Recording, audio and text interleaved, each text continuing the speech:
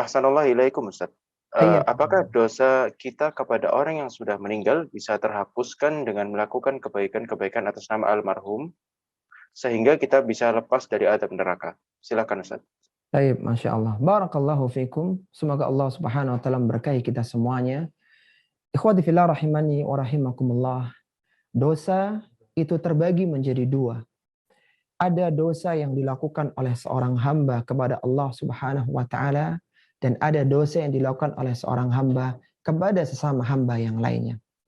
Dosa seorang hamba kepada Allah Subhanahu wa taala, maka dengan istighfar, dengan memohon ampunan, dengan taubatan nasuha, maka niscaya Allah Subhanahu wa taala akan mengampuninya. Sebagaimana disebutkan oleh Allah Subhanahu wa taala dalam banyak ayat Al-Qur'an. Di antaranya dalam surat At-Tahrim Allah Subhanahu wa taala berfirman, "Ya ayyuhalladzina amanu tubu ilallahi taubatan nasuha." Wahai orang-orang yang beriman, bertaubatlah kalian kepada Allah dengan taubat nasuha. Yang semoga dengan taubat dan nasuha itu Allah Subhanahu wa taala mengampuni dosa-dosa kalian. Ini apabila dosa berkaitan dengan Allah Subhanahu wa taala. Dosanya seorang hamba berkaitan dengan Allah Subhanahu wa taala. Akan tapi di sana ada dosa sesama hamba, sesama makhluk, sesama manusia.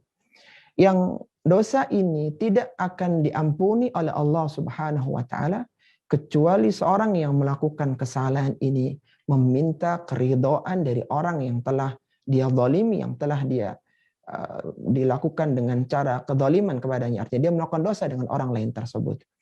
Sehingga Rasulullah SAW pernah menyebutkan kepada para sahabat, wahai para sahabatku, hal tadaruna manil muflis. Wahai para sahabatku, tahukah kalian siapa kiranya orang yang bangkrut itu? Kata para sahabat, orang yang bangkrut adalah orang yang tidak memiliki dinar dan dia tidak memiliki aset kekayaan.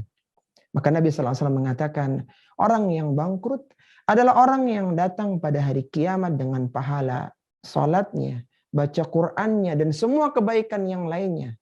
Akan tapi dia memukul di sini, dia mencela di sana, dan dia banyak melukai, membuat kesalahan di tengah-tengah manusia. Sehingga pahala salatnya pun harus diberikan kepada orang-orang yang telah didoliminya. Sehingga akhirnya habis, bahkan dosa orang-orang yang didolimi itu diberikan kepadanya. Inilah satu gambaran bahwa dosa antar sama manusia itu jauh lebih sulit, lebih berat dibandingkan dengan dosa seorang hamba kepada Allah Subhanahu wa taala, yang mana Allah Subhanahu wa taala adalah zat yang Maha Pengampun kepada hamba-hambanya yang beriman. Sampai-sampai apa kata Nabi sallallahu alaihi wasallam?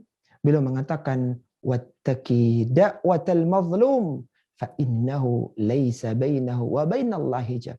Takutlah kalian terhadap doa orang yang terzalimi. Ketika kalian menzalimi orang lain, melakukan dosa kepada orang lain, maka doa orang itu mustajab. Tidak ada penghalang antara dia dengan Allah Subhanahu wa taala. Lalu bagaimana kiranya ketika seorang yang menzalimi orang lain dan ternyata orang itu telah meninggal dunia, maka dia berusaha untuk benar-benar bertaubat kepada Allah Subhanahu wa taala, memperbanyak istighfar, dan kemudian kalau itu berkaitan dengan hakul adami, artinya dia punya hutang, ya dulu pernah mengambil barangnya, maka dikembalikan kepada ahli warisnya. Kalaulah dia tidak bisa melakukan hal itu karena mungkin ahli waris juga tidak ada ya, maka dia berusaha sedekah dengan diatasnamakan orang tersebut. Ini salah satu cara untuk memperingan kesalahan kepada manusia yang lainnya. Maka sebagai seorang muslim dan muslimah, hendaknya kita berhati-hati dalam berinteraksi dengan manusia. Jangan sampai ada orang yang tersakiti, ada orang yang terzalimi karena perbuatan kita. Semoga Allah Subhanahu wa taala senantiasa membimbing kita sehingga kita diberikan taufik untuk bisa berinteraksi yang baik dengan sama manusia.